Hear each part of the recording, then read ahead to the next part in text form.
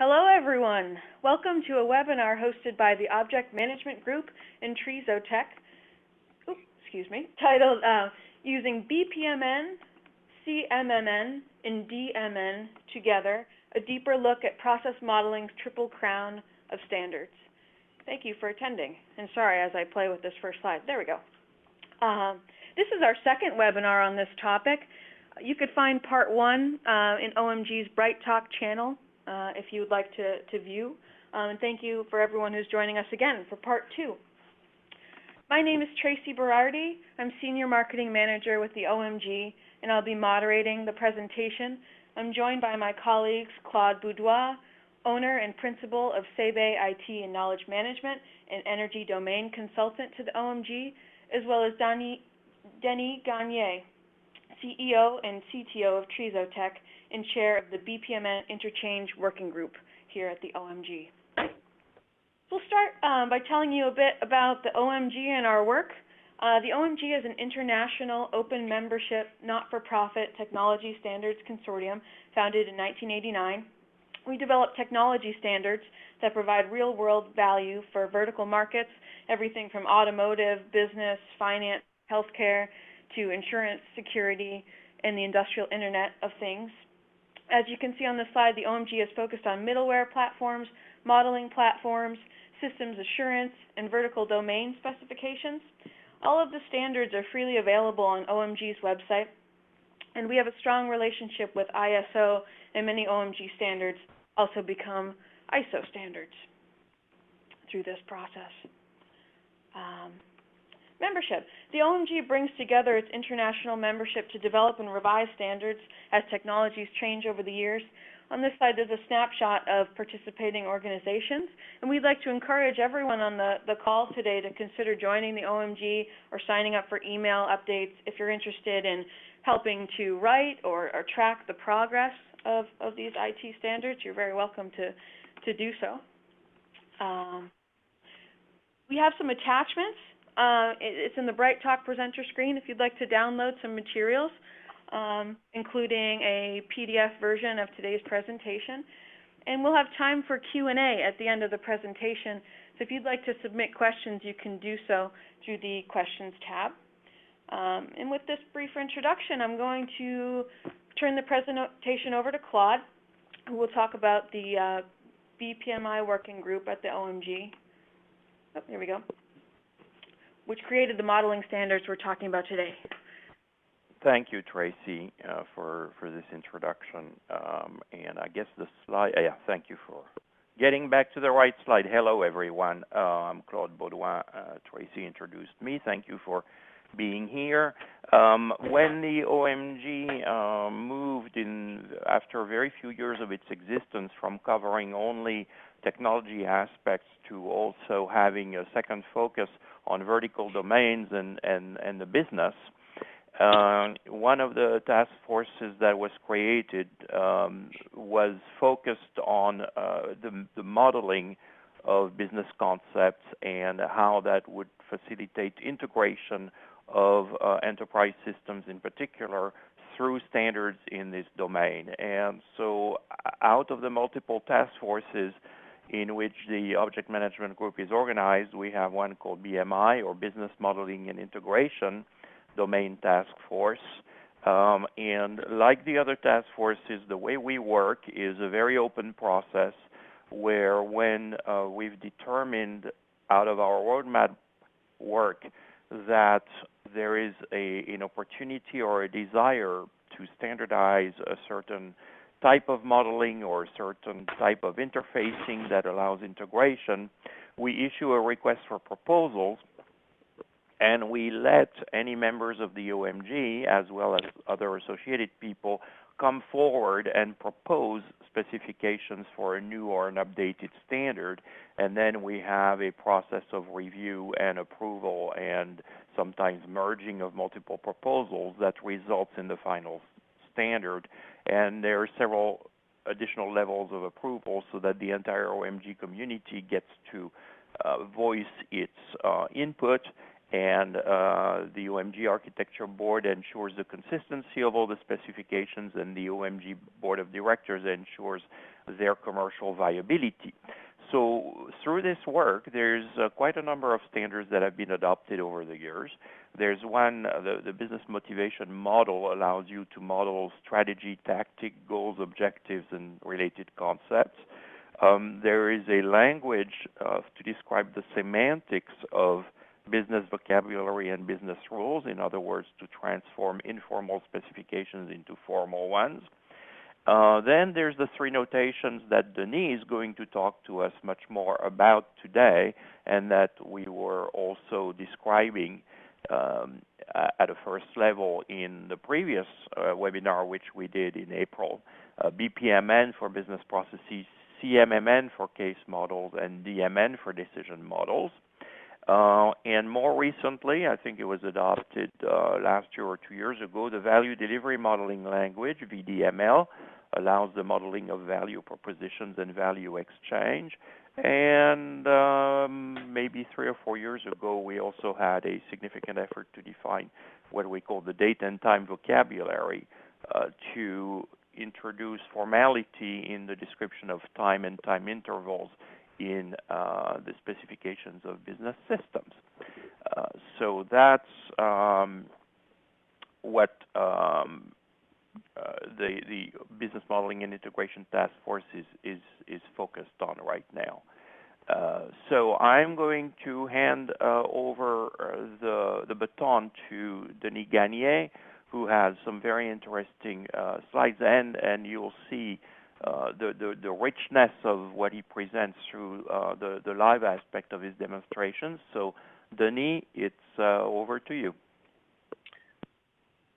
Merci, Claude, and welcome everybody to this presentation on BPMN, CMMN, and DMN. So, for a matter of context, let me start by talking about the digital revolution that we are living through right now. And this digital revolution is fueled by rapid technology adoption, very changing customer behavior, and increasing competition in this global market. So within this digital revolution, we're living through a paradigm shift that no organization can really escape and has to address it in some form or another. Now, while we're living through this transformation, the digital transformation brought about by this revolution, we have to make sure not to confuse doing a digital transformation of your organization with the increased spending of technology. Yes, we are adopting more and new technology like mobile, cloud, social, or big data, or even semantic technology, or machine learning that we're hearing more and more today. But as we do so, we have to remain focused on maintaining the main goals for the organization, which is to keep this process centricity, the customer centricity, innovation centricity, and knowledge centricity. And this is what will assure our success in living through this transformation. So our goal as an organization is really to figure out simpler, more agile, smarter processes that we can use to address the changing behavior of our customers, and while bringing efficiency in how we get things done. Through the years, we've seen an evolution on how we create new applications and how we interact with our customer. With legacy system having a monolithic type of architecture, nowadays we're looking at extracting data, process, and rules right out of these models. So as we're tackling modeling, we have to make sure that we model in context, that we model with a purpose, and that we make use of standards. So modeling with a context is really about the architecture, the reuse scope, and operational strategy that we're using. Modeling with a purpose is about having the right model for the right goal in order to provide the right answer to the right question. And the use of standards helps us greatly by ensuring universality of the models we create to make sure they're interchangeable and that we have portability of the skill and the people that work to create these models or to read them and consume them after. So when I'm talking about modeling in context, I'm really talking about looking at different aspects that models how, that affects how you will model, basically. So from an architectural point of view, you may be in a situation where you have a predefined architecture and you have to model to align to this architecture, or you may be in an emerging architecture situation where these models are progressively defining what the architecture should be. From a reuse point of view, we may be in a complete greenfield modeling situation where there's not much assets already existing, or we may be in a situation where there's a lot of assets already existing that we want to reuse in our modeling effort. From a scope point of view, we may be just modeling for a specific project, or we may be modeling in the large and modeling for the total organization or enterprise. And from an operational point of view, we may be modeling to standardize the way we do things, or we may be modeling for integrating the way things get done. So all these different elements come and influence the way you will model and which strategy to model you will have to use or you'll choose to use. When talking about modeling with a purpose, what I'm looking at is whether you're modeling for a diagramming purpose or for really creating a deep model. So whether you're looking for a uniform interpretation, so we want to communicate, we're using modeling as a communication device, or whether we're using modeling as a specification device and to obtain a unique behavior from people and systems. And as you do so, if your goal is to be visualizing how things get done, then you may want to be more descriptive or more informative about the way you capture your model. So your model will be more about picking up the information and making sure you have a clear communication. If you're modeling with the goal of structuring and analyzing, then you may be more interested in being more descriptive with your model to make sure that you have enough elements to support this deeper analysis. And finally, if you're modeling with the goal of enacting or automating and controlling or structuring the way things get done, then you may want to be more prescriptive. So as you build your model, there's different variants of your context and your purpose that will affect the way you model, the level of abstraction at which you will model, and the level of details you will need in your different models. So those are all things that you have to keep in consideration.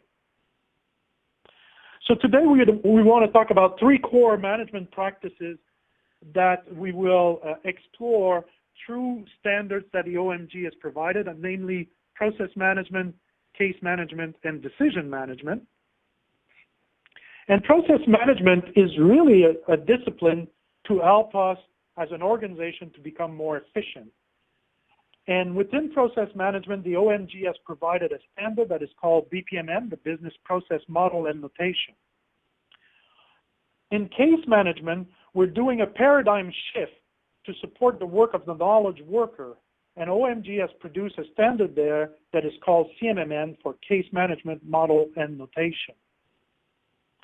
And in decision management, we're looking to increase the organization agility by specifying the requirement on how decisions are made and also specifying the logic by which we achieve those decisions.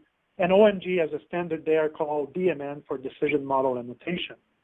And the value proposition of these 3 standards together is really to reach faster agreement on the as-is and the to-be process, to encourage the different stakeholder participation. Whoop, this is changing on me, excuse me.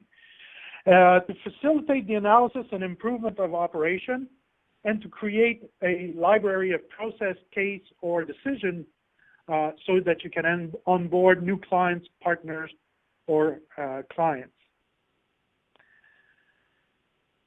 Oh, this is skipping ahead on me.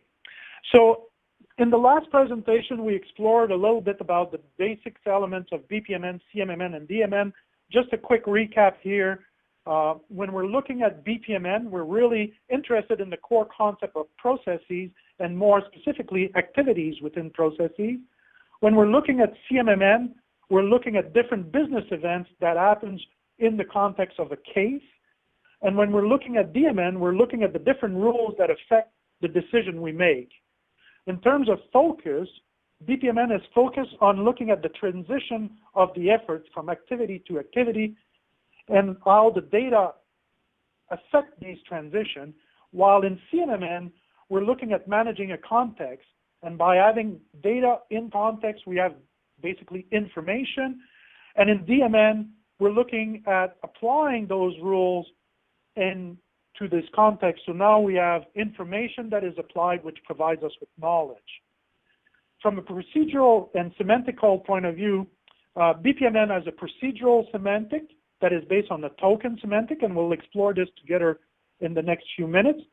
While CMMN has a declarative approach where we state what is possible, and it uses an event condition action semantic. And in the case of DMN, we have a more functional approach and where we use a first order logic to provide us the semantic, the deeper semantic of the two. So let me switch now to an example in BPMN. So here I have a BPMN model, and this BPMN model at the bottom here I have my process activities, and I'm showing a collaboration with a certain participant here that is depicted with a pool. So in BPMN, we can depict a participant as a pool, and we can have a process that interacts between different participants. And BPMN has three core elements, or four core elements within it. The first one is events that are circles. So here I have a start event. Here I have an intermediate event that is an event that happens in the course of the process, and I have end events. So the circles are telling me that these are all events. The rounded rectangles are activities, and those are the work where the work actually takes place. And the diamond shapes are gateways which are used to branch the effort.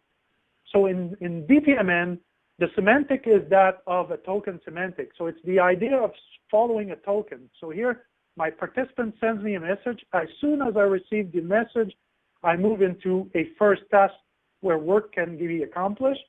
As soon as the work is accomplished, I'm in a waiting mode for another message, which is the intermediate event.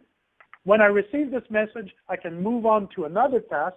Here, I have a marker that specifies that this is a decision task. Once that decision is completed, then I can choose, and this is an exclusive choice, so I can choose either to go to the case task or the service task. If I opt for the service task, then I can complete this activity, and then when I reach the end, my dark envelope here is telling me that this is a sending message back to my participant. So you can see that in BPMN, we're really walking through the process, taking different paths. So for example, I could have taken the alternative path here that I have and walked through the same kind of activity, but here at this point, choose my case task and move into that path rather than the other path. Now, I may at some point realize that this is not really the behavior that I wanted, and I may come and change this gateway for a parallel gateway, in which case now you will see that my process will have the same structure. So it's exactly the same structure. I'm waiting for the message to come in. I have a decision. But what's different here is now my gateway is telling me that both these two tasks, the case task and the service task, can be done in parallel and completed, both of them. So with different markers in BPMN, we can specify different behaviors. And as you add more and more markers, you can specify more and more different behaviors that you may want to obtain from your BPMN. So that's a quick introduction to BPMN and its global semantic. Now, when we move to CMMN, one of the core differences with CMMN is not only does CMMN take a declarative approach, so that is that rather than prescribing how things happen in a sequence like we just saw in BPMN, in CMMN we define a context and we define how we react to the different events, whether they're user events, time events, or whether they are document type of events with new document arriving. within the context. But one further distinction also of CMMN to BPMN is that while in BPMN we do the model and then we execute the model, and it's the same pattern that is design at design time that is executed at execution time, where in CMMN we separate the design and the execution time or runtime phase into two separate phases, where it's possible to define a model at design time and at runtime to modify the model on the fly. So we can add new activities, we can add new things to be done at runtime within CMMN, which is not really possible within BPMN. So that's another major distinction to CMMN here. So let me do the same with CMMN here and give you a quick sense of how CMMN is different from its execution semantic. So here I have a CMMN model, and my case plan model here is giving me the context. So this case plan, this folder shape is giving me the context in which I am. And in there, I'm listening for different events to happen. So you can see here that many different things can happen in this context. So here in this model, I have this event condition construct that I was talking about. So this says, on this timer event, and the little diamond says the if part. So if the condition is met, then do the action.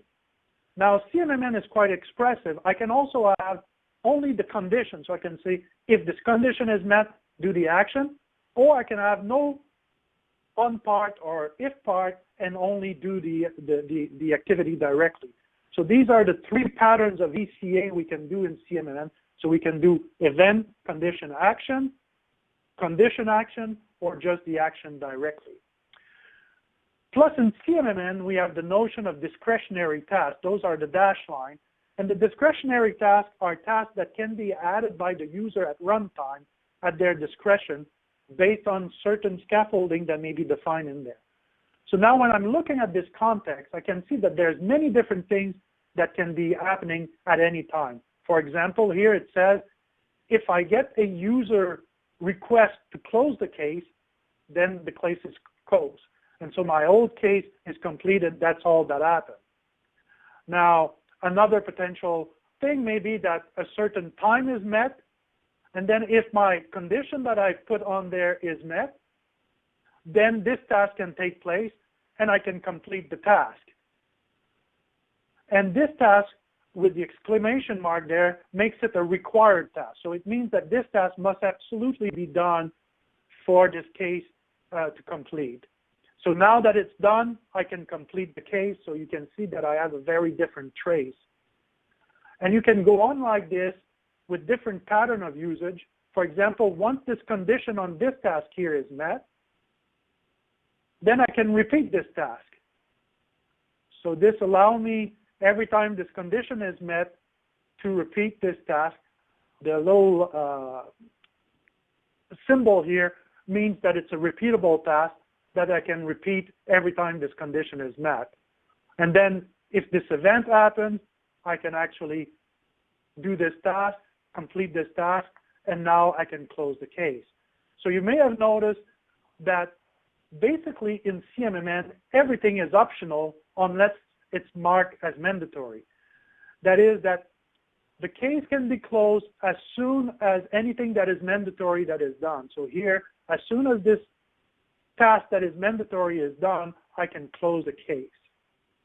I can carry on if I want, but I couldn't close the case if that wasn't the case. So even if I repeat this task here, I still cannot close the case. But then comes in play the discretionary task. So while I'm in this context, the planning table here tells me that I have discretionary task in this context, which is this one.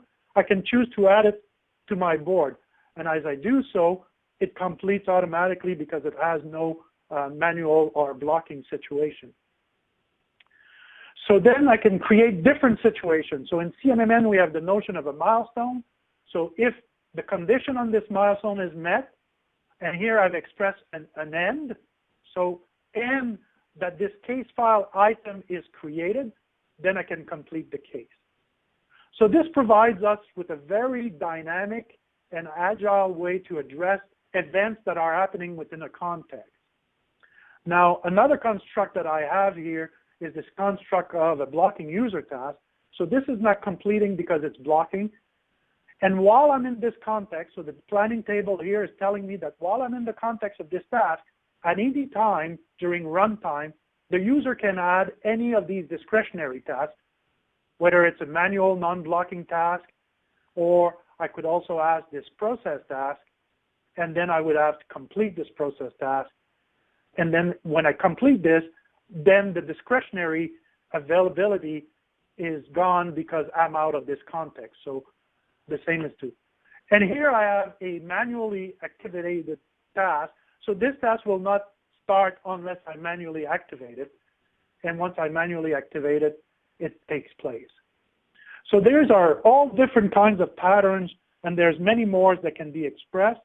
Just like in BPMN, the different markers are giving you more about the expressiveness of the behavior, and you're drawing your thing. As you've noticed, there's no sequence in here. I can imply a sequence by chaining some tasks, but at the core, CMMN is declarative and doesn't really involve any sequencing. Now, let me do the same with DMN. So in DMN, we have the decision model and notation, and the DMN notation has some very simple building block. So let me switch to my screen share. So in DMN, we have decision, which are those rectangle-shaped notation here. We have inputs that are those oval type of shape. So this is saying that decision A requires, as an information requirement, of these two inputs in order to achieve the decision. And here it's saying that decision B requires the results of decision A plus the input 3 as an input in order to make decision B. Plus here, for decision B, we're saying that this decision B is really dependent on an authority, which is some knowledge source. So this could be a standing operating procedure, it could be some rules, could be some government regulation, that is the authority under which this decision is made. So with a DRD, which we call a decision requirement diagram, we can specify different decisions and the requirement to make those decisions in terms of information requirement, in terms of knowledge requirement or authority requirement to achieve the decision. Now in DMN, we can further go deeper and we can actually specify the decision logic.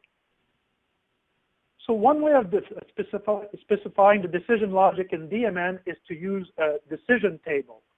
So decisions table is a simple notation to specify the different rules that affect a decision.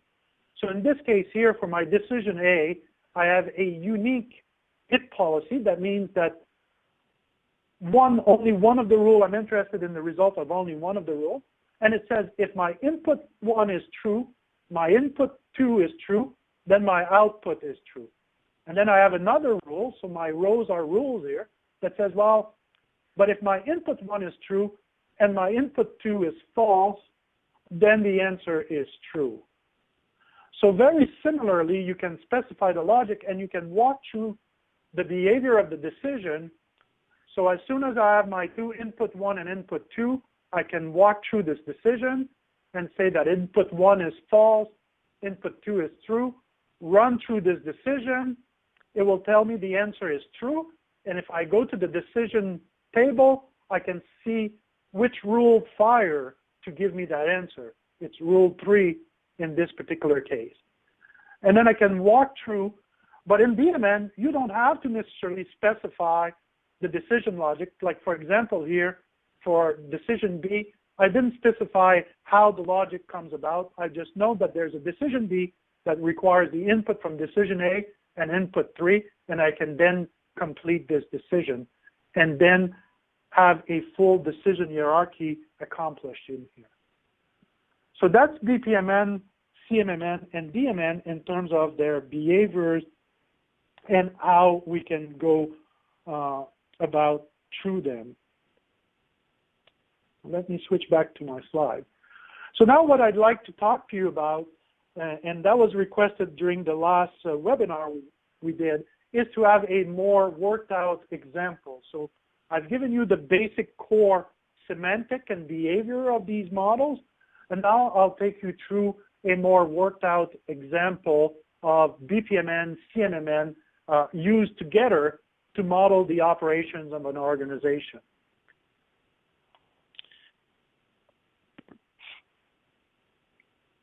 So what I'm sharing with you right now is a BPMN model. And in this BPMN model, I'm describing the customer support process. So basically, I have different participants that are represented by these pools here. So I have my customer, I have my customer support, I have the second level support group, and I have the supplier.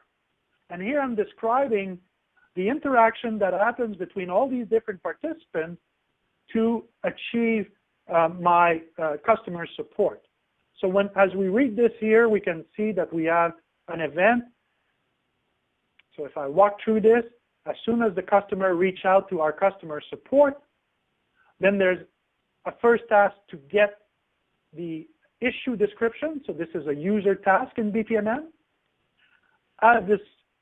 Getting the user description, then a decision is made of whether to escalate, solve the issue, or to, this may be a roadside. So I'm in the context of a car rental company here, EU Rent, and my car rental company, my customer support is centralized. So the person gets the issue description, and maybe it's a situation where they cannot really solve the problem, so they will escalate the problem. So this gets sent to a sub-process to escalate the issue. So my sub-process here is waiting to complete for its content to be completed. So the first task I do, I inform back the customer that I'm escalating his issue. Then I escalate the issue to my second level. While this is happening, I'm waiting for the results.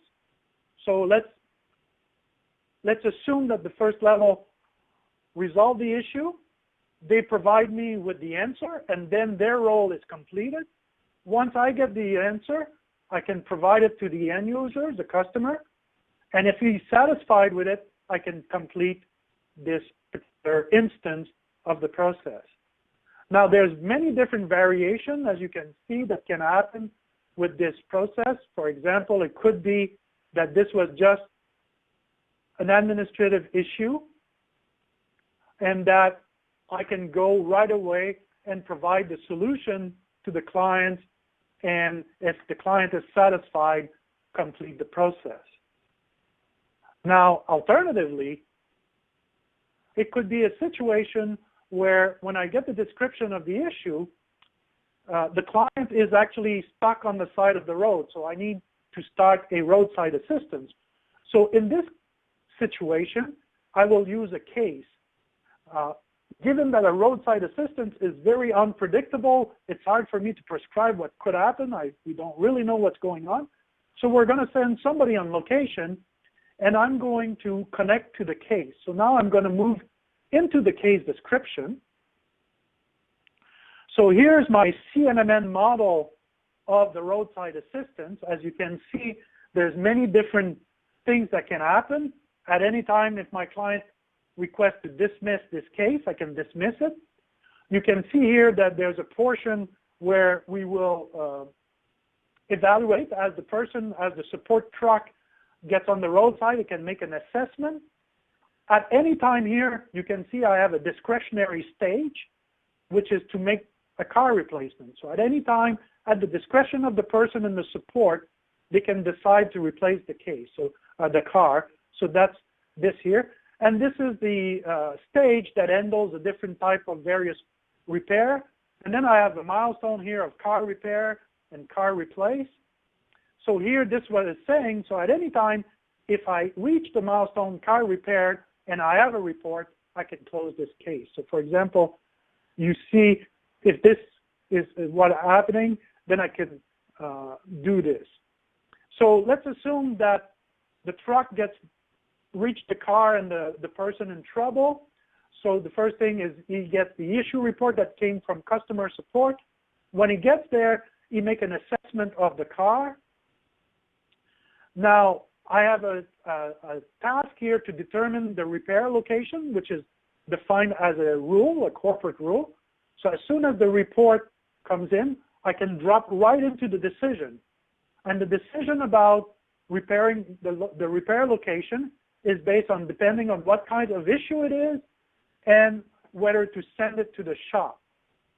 So if I run this, then I can say, well, this is really just a flat tire, and I don't think we should send it to the shop for repair. So now the person that is there, our employee that is there to assist the person in distress can run this, and we'll get the result that, yes, you can repair it on the road, and we can go and see the decision logic that brings that apart, and it basically says, well, if it's something that you can do on the road and you say it can be done on the road, do it. But you can see that different behavior could have been happening here. So for example, if I go back here and I complete this task, now I'm repairing on the road. So here I now have my car location repair that was established. My condition that it's repaired on the road is completed. So now this was about changing a tire, and I can change the tire, at which point I complete this stage, at which point I complete this other stage, which gives me the car repaired situation. Now, as soon as the collision report or the event report comes in, it could be at any time, that triggers a decision that is managed by a rule on how we will split the damage or the cost of the repair. So as soon as I get there, I can now, and this decision of the responsibility is based on the damage type and the membership level. So let's say this is a silver member, and it's the driver that was responsible for this, and it was a tire problem. If I run this decision, it tells me that EU rent will pay 20% and the renter will pay 80%. And I can go and look at the decision logic behind it, and is expressed in this table. Because it was a silver driver member, and the driver was responsible, and it's tire or glass situation, this is how we split it. But you can see with the first rule that if this would have been a gold member, we don't really care who's responsible. We don't care what kind of damage type it is. We will pay, EU rent will pay 100% of the fees. So the rules here are telling us, depending on your membership level, the responsibility, and the damage type, we will have a different split of the cost. So now that this is established and I have my report, I can now complete my stage, and you can see I have a trace of events and action that have taken place. And now that my case is complete, I can come back and complete this particular instance of my process and how I dealt with this customer support situation. So now you can see much deeper modeling in BPMN, in CMMN, and in DMN, showing you the different types of variation we can do in doing that.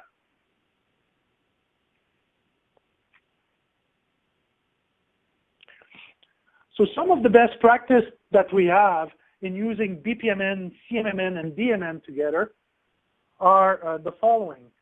So if you're modeling using BPMN and you find yourself writing a lot of gateway in a chain or chaining different gateways together, then this is probably a situation where you're trying to model decision logic using BPMN. And it is recommended that you take that chunk of your BPMN model and use a DMN or a decision task that you will model using the DMN notation. If you're in BPMN and you find yourself in a situation where you have a lot of intermediate events interlacing into one another, or you have a lot of boundary intermediate events that you have to put on different tasks saying, well, if that happened, or if this happened, or if that happened, do that, then this is a sign that you probably should be cutting out this chunk of your BPMN model and using CMMN to define it as a case, where you can be in a better situation to define the context in which these events can be addressed in a more agile and adaptable way. Similarly, if you're in BPMN and you find yourself that you have to use what we call an ad hoc sub-process, which is a type of way in BPMN to define a situation where you don't really know the sequence, then that's a clear sign that you should use a case and use the CMMN notation to capture this logic, where you will be able to capture the reaction to the different business and document event for this. And conversely, if you're in CMMN and you find yourself making a lot of interdependency between tasks, saying, on completion of this task, if this condition is met, then do this task. On completion of this task, then do this task. Then it's a clear sign that you're prescribing a task chaining, and then BPMN is a better representation for this chunk of your CMMN, and you should cut up this chunk of your CMMN model and encapsulate it into a process task in CMMN and define this process task using BPMN. So this gives you some of the best practices in modeling. I will now turn it back to Claude because we want to leave a lot of discussion time and questions.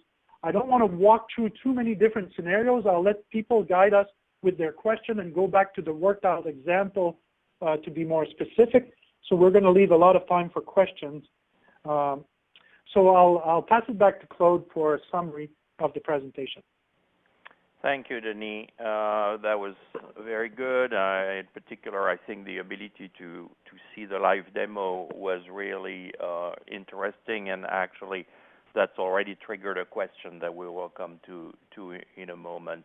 I just want to wrap up here with the plan that OMG has, the Object Management Group, to continue to evolve this standard as well as other standards that are within the mission of the Business Modeling and Integration Task Force.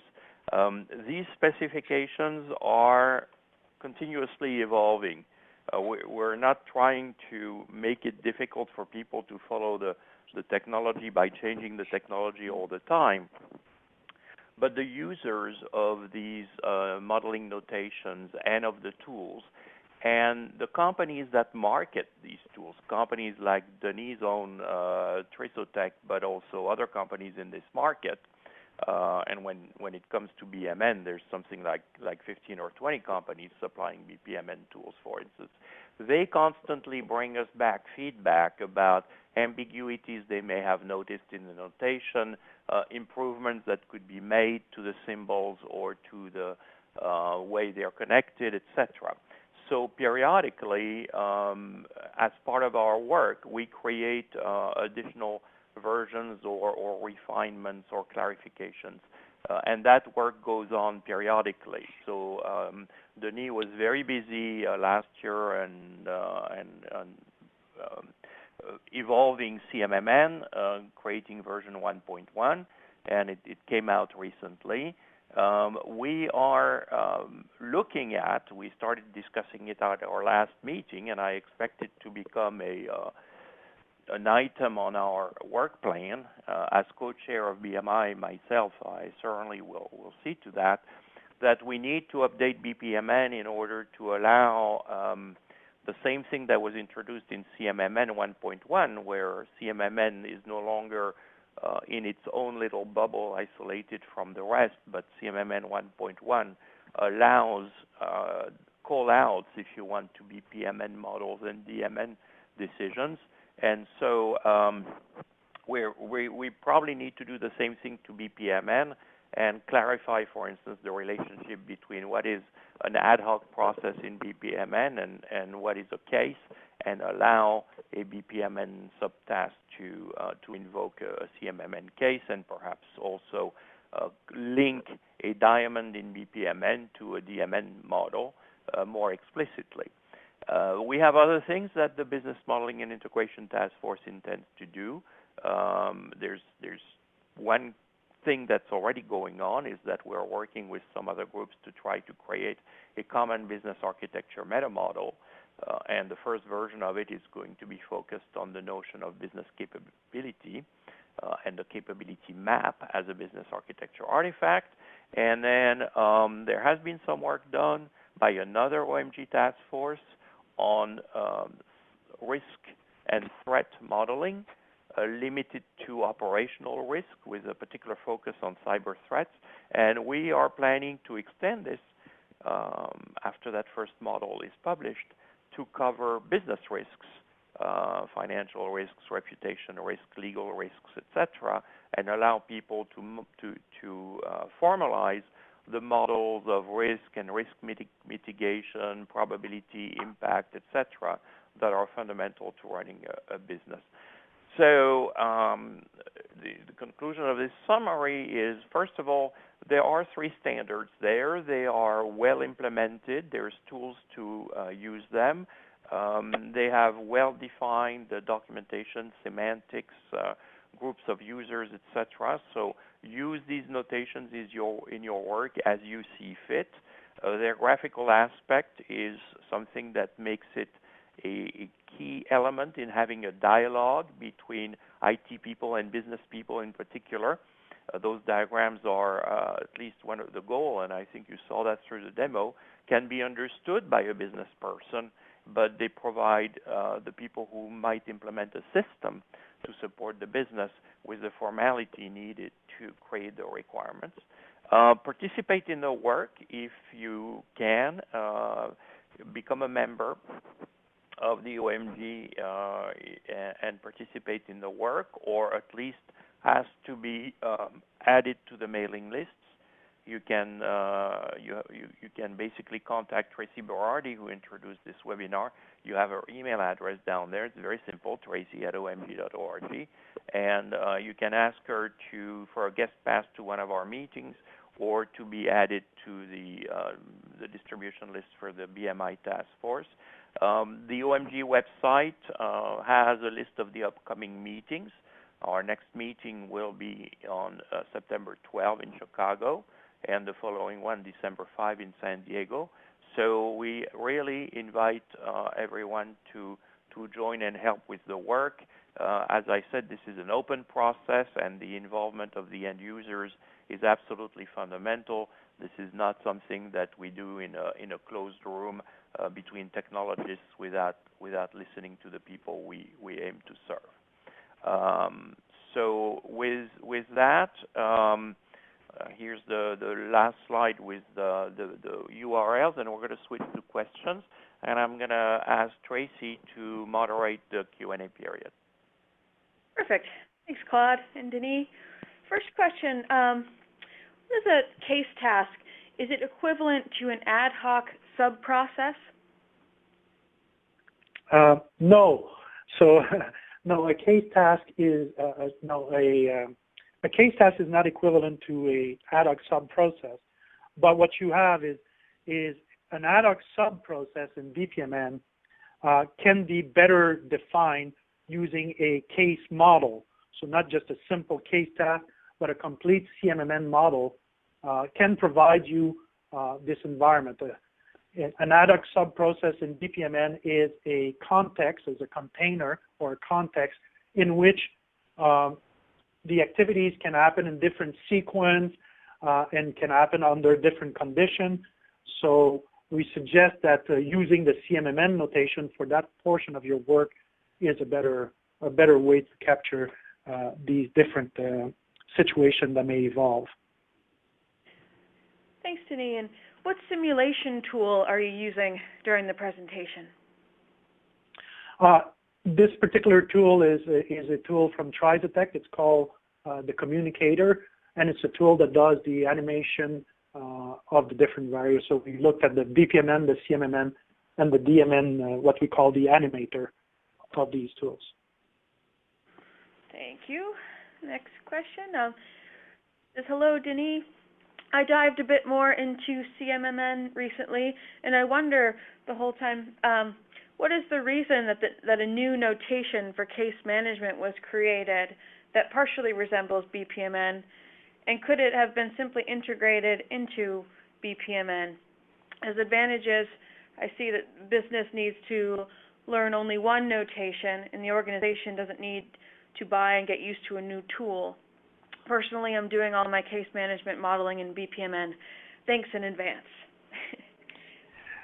So the idea is that the three notations are complementary, and as you can see, there's a lot of similar concepts that are reused. So it's a separation of concern, really. So it's to allow people that only want to do prescriptive process definition to use the notation and not have to bother with learning the decision management aspect of it or the case management aspect, and vice versa. But argumentatively, we are working at OMG of making those three notations work very well together. Hopefully we showed you some example of that today and allow you to do. Now, if you're doing your case management modeling in CMMN, I can just imagine some of the headaches you're having in situation where it's impossible to prescribe the sequence of things.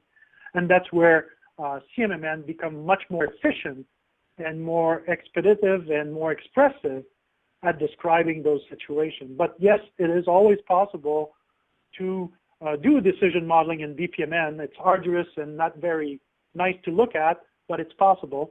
But DMN is more efficient. So each of these notations take a separation of concern approach, bring value and effectiveness of efficiency in documenting and expressing things, and they can be all joined together as we demonstrated today. Thank you. And could you point us to papers or other publications which describe all three modeling approaches together? Well, on the attachment of this webinar, you will find different papers and elements that will point you in the right direction. There's OMG material there that will talk about all three standards together. And admittedly, the existence of all three standards and working together is quite new. CMMN and DMN are fairly newcomers to the BMI group and to the capability of modeling. We're seeing more and more tools that are integrated in all three of them. There's even tools that execute all three of them if execution is your goal. So the reference material is more separate than integrated. So you will find a lot on BPMN, a lot on CMMN, a lot on DMN, but not too many elements exist documenting all three together. Hopefully this is something that will change in the year to come as more and more vendors and practitioners are interested in using all three together. Yeah, Denis, we did discuss in some of our roadmap meetings that better education to the users about how to integrate the various notations and models that we've defined would be an interesting to do. Like everything else, we're limited by resources, obviously, so we'd certainly love to have some help. You sort of are our thought leader on this, but you can't do everything in the 24 hours in a day. But we do hope to provide better, not really training material, but I would say education material to answer exactly this question. This has come up before, but that was a great question. Yes, and certainly these webinars are a first attempt at us providing more information on how you can use all three together. Right. And Denis or Claude, do you have any thoughts or recommendations on using Archimate with these modeling notations? Claude, do you want to take this? The question of using Archimate is something that comes up consistently. Archimate is really, in my opinion, at a bit of a higher level than this. Archimate really helps you connect the various levels of from high-level business architecture down all the way to system architecture and infrastructure models. So the focus of Archimate is the the traceability between what are your strategies, your capabilities, your processes, your systems, and the infrastructure that support that. I wouldn't think, although I'm not, I'm not a member of the open group, and so I don't necessarily know as much about Archimate as some other people I know. But I wouldn't think that you would use Archimate to go down into the detailed specification of a process, of a case, or of a decision. What you would have in an Archimate model is it would say at some point you have a certain process. That process is there to support a certain business capability, and it is supported and implemented in certain applications. And Archimate would sort of, I think, leave you a choice of how you're going to do the detailed modeling of that process or that case. And at that point, you would switch to BPMN as opposed to staying in Archimate. And I realize that this is an answer that makes some people cringe because it means that you're using multiple languages in combination and potentially that you use multiple tools. We don't control at OMG the evolution of Archimate. Obviously, it's a product of the open group. We are trying right now to do some work to allow basically a UML profile for Archimate so that you could use UML tools to do Archimate models, and that's the extent to which we're getting involved in this, and this profile may clarify things a little bit. Great. Next question, we can probably take maybe two more, I'd say, and we have plenty coming in, so perhaps afterwards we can respond separately. So for DMN and CMMN, have you defined completely the semantic and persistence model to enable software vendors to build tools based on those languages, or is there some work pending for this to occur? No, so the answer is yes, it's been defined. So all three, BPMN, CMMN, and DMN, are at the same level in the sense that the standard describes the notation and the meaning of these notation, but also describe a meta model to provide the composition and structure of these models, and also specify interchange file format, and also provide an execution semantic. So all three standards have the full description. All three standards are implementable in engines, and as I mentioned, there's already an engine that exists that executes BPMN, engine that exists that executes CMMN, an engine that exists that executes DMN. We're going to see more and more, and we already have some engines that execute all three of them in an integrated fashion. So yes, the answer is yes, DMN and CMMN are following suit on BPMN for that matter. Mm-hmm. The OMG Business Modeling and Integration Task Force, you mentioned new participants getting involved. Can you describe what you're looking for, some of the help that you would need if folks wanted to join the group? Well, we're basically looking for thinking and breathing bodies who can help with the work we're doing. So that's a flip answer. But the way we work primarily is that we have a quarterly meeting face-to-face, but we also have a mailing list, and we can generate any number of conference calls to advance the work, and of course email exchanges. And there's several other questions in the queue that are also related to this. There's someone who says, I have an idea about how to model risk in BPMN, so we have a tentative roadmap, but it is some with the things we're going to want to do, like adding to BPMN some of the callouts to other notations or modeling risk, etc. The people who come to the meetings are really the ones who influence the work, and then they can go back home with an assignment to do some of the work and propose it to the other members via email, whatever collaboration tool they want. It's a very cooperative, very open process. Everyone can come to the table, bring their ideas, help review the work of others. So there's really no limitation to what your creativity and your time can achieve. I would say the first thing to do is to ask us to send a message to Tracy so that you can be put on the mailing list of the task force. It's not a huge amount of messages, but it'll keep you posted on what we're planning.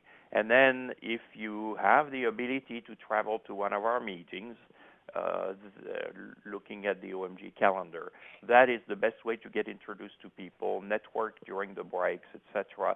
Bring your ideas to the table and start participating in the work. That would be my recommendation on how to get involved. Perfect. Thank you, Claude, and thank you, Denis, and for everyone joining us today. Right after the presentation ends, it is archived and available on demand. The same URL that you received in an email to join today. If you click on that link again, you can view the recorded version. And it's on OMG's Bright Talk channel. There you'll also find part 1 of this webinar series that we presented in May, if you're interested in some more information. So thanks again, everybody, and we'll see you again soon. Thanks. Bye. Thank you all. Thank you all.